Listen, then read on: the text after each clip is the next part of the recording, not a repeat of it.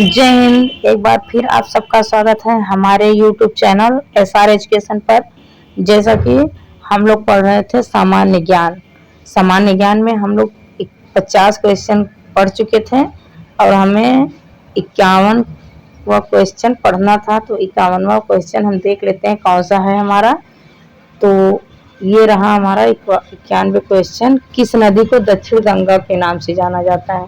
तो दक्षिण गंगा गोदावरी नदी को दक्षिण गंगा के नाम से जाना जाता है। दक्षिण भारत में गोदावरी को गंगा के नाम से जाना जाता है, यानी कि दक्षिण गंगा गोदावरी नदी। और दक्षिण गंगा की सबसे बड़ी नदी गोदावरी नदी है। हमारा अगला प्रश्न है, किस नदी का उद्गम भारत से बाहर है? तो ब्रह्मपुत्र नदी का उद्गम भारत से बाहर है। अगला प्रश्न, सिंधु नदी किस पर्वत श्रेणी से निकलती है? तो सिंधु नदी कैलाश पर्वत श्रेणी से निकलती है, जो कि मानसरोवर झील के पास है। हरित क्रांति शब्द का प्रयोग किस उच्च उत्पादक को इंगित करने के लिए किया गया है?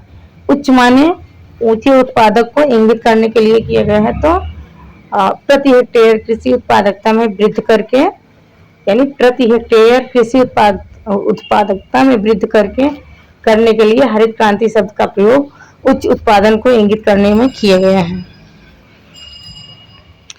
हमारा नेक्स्ट प्रश्न है, हरित क्रांति किन राज्यों में सर्वाधिक सफल रही? तो हरित क्रांति किन राज्यों में सर्वाधिक सफल रही? तो पंजाब, हरियाणा और उत्तर प्रदेश में यह सबसे ज्यादा सफल रही हरित क्रांति। अगला प्रश्न है, हरित क्रांति का संबंध किस फसल से है? तो हरित क्रांति का फसल सबसे ज्यादा गेहूं पर पड़ा था, तो इसका संबंध हम कह सकते हैं गेहूं से रहा। किस फसल से है? तो गेहूं से है। प्रश्न नंबर 57, रिक्टर स्केल का निर्माण किसने किया था? निर्माण पूछ रहा है रिक्टर, जिससे भूकंप को मापा जाता है, उसका निर्माण किसने?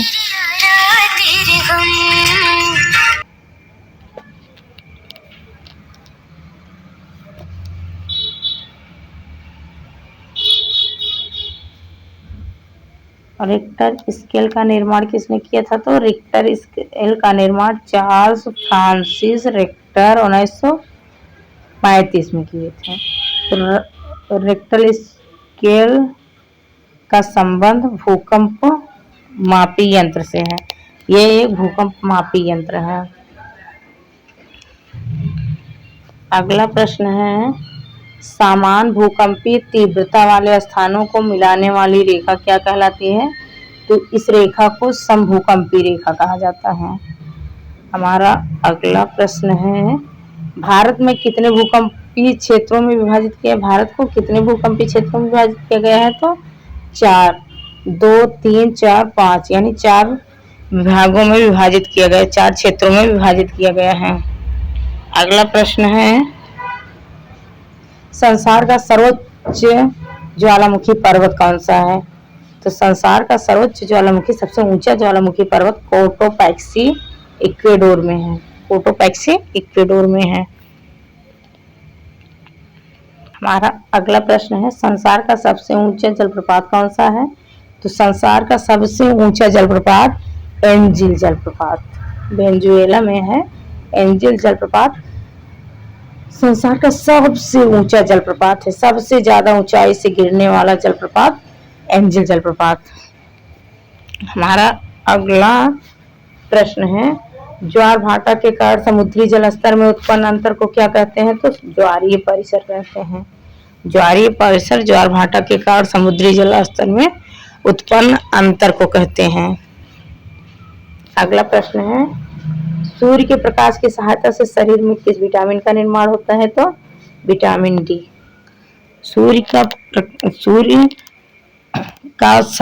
विटामिन डी का सबसे अच्छा स्रोत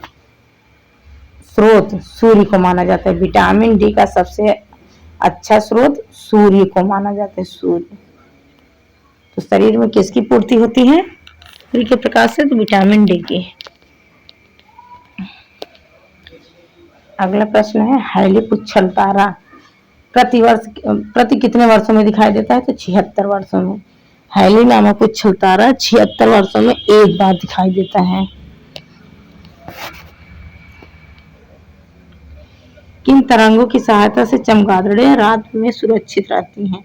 तो ये चमगादड़ें रात में पराश्रव्य तरंगों की सहायता से सुरक्षित रहती हैं। अगला प्रश्न है HIV विषाणु से कौन सा रोग होता है? तो HIV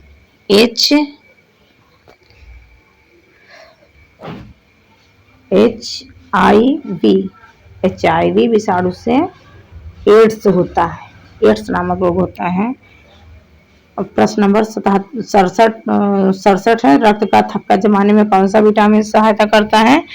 तो रक्त का थक्का बनने में विटामिन के मददगार होता है, विटामिन के सहायता करता है।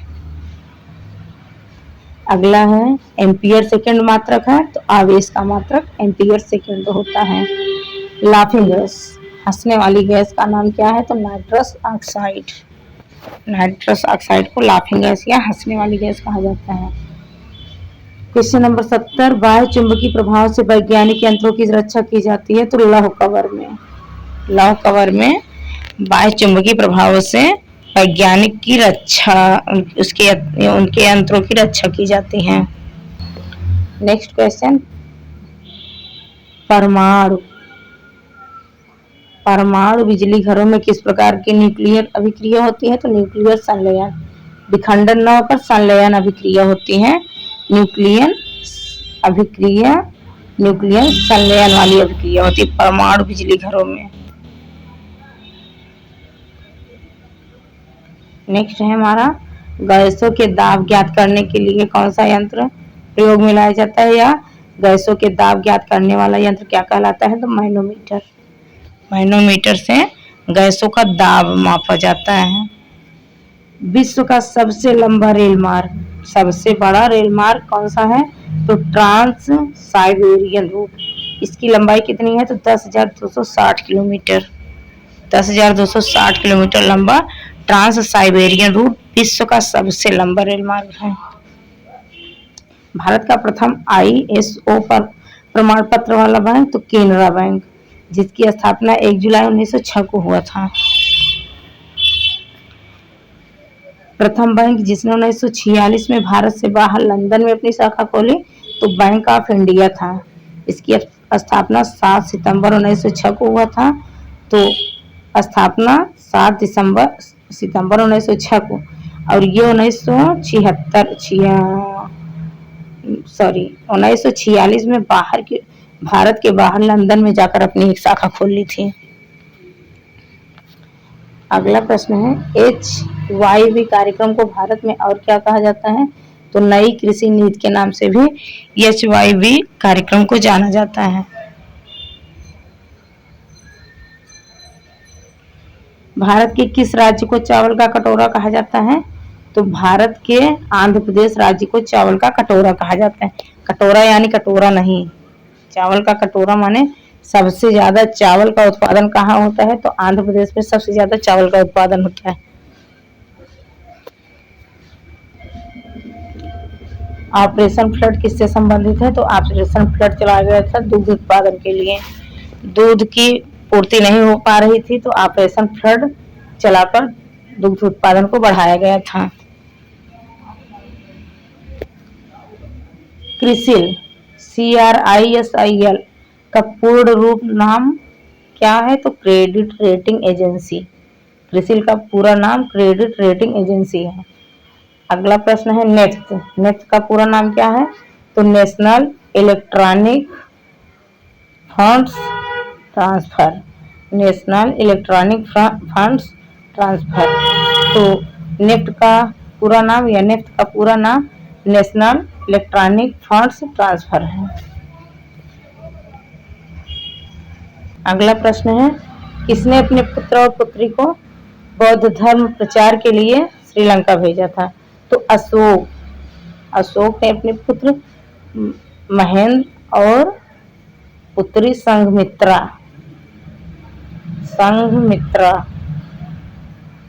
मित्र को बौद्ध के प्रचार प्रसार के लिए श्रीलंका भेजा था। कौटिल्य द्वारा रचित अर्थशास्त्र कितने अभिकरणों में है? तो ये 15 अभिकरणों में विभाजित हुआ है। अशोक का अभिलेख भारत के अलावा किस अन्य स्थान पर पाया गया है? यानी अशोक का अभिलेख भारत के अलावा और किस स्थान पर पाया गया? तो ये अफगानिस्तान में भी पाया गया है। यह अफगानिस्तान में भी पाया गया है। किस शिलालेख में अशोक ने घोषणा की कि सभी मनुष्य मेरे बच्चे हैं? तो अपने पहले ही शिलालेख में ये अशोक ने घोषणा कर दी थी कि सभी मनुष्य मेरे बच्चे हैं। कलिंग युद्ध के बाद इसका हृदय परिवर्तन हुआ था। हृदय परिवर्तन के पश्चात ही इसने बौद्ध धर्म को अपनाया था और तभी अभिलेख लिखवाना शुरू किया था। तो पहले ही शिलालेख पे इसने कहा था कि सभी मनुष्य मेरे बच्चे हैं। तो कौन सा अभिलेख था? तो प्रथम यानी पृथक शिलालेख में अशोक ने कहा था कि सभी मनुष्य मेरे बच्चे हैं। किस स्थान से अशोक के शिलालेख के लिए पत्थर लाया जाता था? तो चुनार से अशोक का शिलालेख जो शिलालेख अशोक लिखवाता था तो उसके लिए पत्थर की आवश्यकता होती थी। तो वो पत्थर चुनार से आता था, चुनार से लाया जाता था। किस महीने में मौर्यों का राजकोषीय वर्ष आरंभ होता था? तो आषाढ़, यानी अंग्रेजी में बोले तो जुलाई। ग्रेगोरियन कैलेंडर के अनुसार जुलाई, हिंदी शक संवत के अनुसार आषाढ़। आषाढ़ से मौर्यों का राजकोषीय वर्ष आरंभ होता था। हमारा अगला प्रश्न है, जैन ग्रंथ में चंद्रगुप्त मौर्य के जैन धर्म अपनाने का उल्लेख मिलता है। तो किस जैन ग्रंथ में चंद्रगुप्त मौर्य के जैन धर्म अपनाने का उल्लेख मिलता है? तो ये था परिशिष्ट पर्व में। परिशिष्ट पर्व में चंद्रगुप्त मौर्य के जैन धर्म अपनाने का उल्लेख मिलता है। चंद्रगुप्त मौर्य का संघर्ष किस यूनानी शासक से हुआ था? तो सेल्यूकस निकेटस से हुआ था। चंद्रगुप्त मौर्य का संघर्ष सेल्यूकस निकेटस से हुआ था। बाद में सेल्यूकस निकेटस की बेटी हेलेना, जिसका एक और नाम कार्नेलिया था, कार्नेलिया से विवाह भी कर लिया था चंद्रगुप्त मौर्य। एरियन ने चंद्रगुप्त मौर्य को क्या नाम दिया? तो एरियन ने चंद्रगुप्त मौर्य को सेंड्रोकोट्स के नाम से बुलाया था। एरियन ने चंद्रगुप्त को सेंड्रोकोट्स का नाम दिया था। किस ग्रंथ में चंद्रगुप्त मौर्य के लिए कुलहीन शब्द का प्रयोग हुआ है? तो वो मुद्रा राक्षस है। मुद्रा राक्षस में चंद्रगुप्त मौर्य को कुलीन कहा गया है। तो इस तरह से हमारे 90 क्वेश्चन पूरा हो गए। 90 के बाद हम 91 नंबर क्वेश्चन को देखते हैं। तो किसने अपने पुत्र और पुत्री को बौद्ध धर्म के प्रचार व प्रसार हेतु श्रीलंका भेजा था? ये हमारा रिपीट हो चुका है। अशोक। दूसरा, कौटिल्य द्वारा रचित अर्थशास्त्र कितने अभिकरणों में विभाजित है? ये भी हो चुका, 15। अगला है, अशोक ने अभिलेख भारत के अलावा अशोक का अभिलेख भारत के अलावा और किस स्थान पर मिला है? तो अफगानिस्तान। ये भी हो चुका है। किस शिलालेख में अशोक ने घोषणा की सभी मनुष्य मेरे बच्चे हैं? ये भी हो चुका था, प्रथम शिलालेख। किस स्थान से अशोक के शिलालेखों के लिए पत्थर लिया जाता था? चुनार। ये भी हो गया है। किस महीने में मौर्यों का राजकोषीय वर्ष आरंभ होता था? तो आषाढ़ जुलाई। ये भी हो गया। किस जैन ग्रंथ में चंद्रगुप्त मौर्य के जैन धर्म अपनाने का उल्लेख मिलता है? तो परिशिष्ट पर्व। ये भी हो गया। चंद्रगुप्त मौर्य का संघर्ष किस यूनानी से हुआ था? सेल्यूकस निकेटस, जो हेलेना का पापा था, कार्नेलिया का। ये भी हो गया। एरियन ने चंद्रगुप्त मौर्य को क्या नाम दिया था? तो सेंड्रोकोट्स के नाम से बुलाते थे वो लोग। ये भी हो गया। और ये रहा 100 नंबर। किस ग्रंथ में चंद्रगुप्त मौर्य के लिए कुलहीन शब्द का प्रयोग हुआ है? तो मुद्रा राक्षस में चंद्रगुप्त मौर्य के लिए कुलहीन शब्द का प्रयोग हुआ है। तो इसी के साथ ये वीडियो यहीं पर समाप्त करते हैं। अब नेक्स्ट वीडियो में हम फिर टॉप 50 क्वेश्चन लेकर आएंगे। तब तक के लिए जय हिंद।